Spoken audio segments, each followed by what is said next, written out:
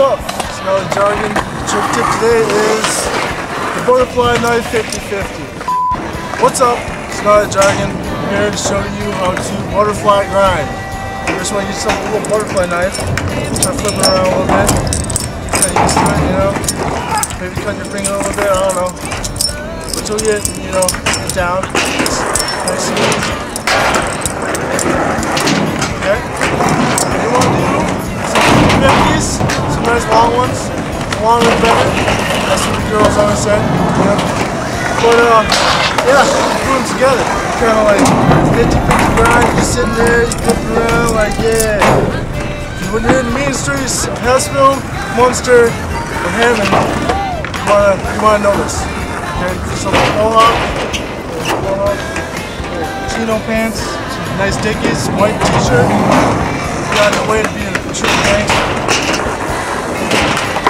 Right.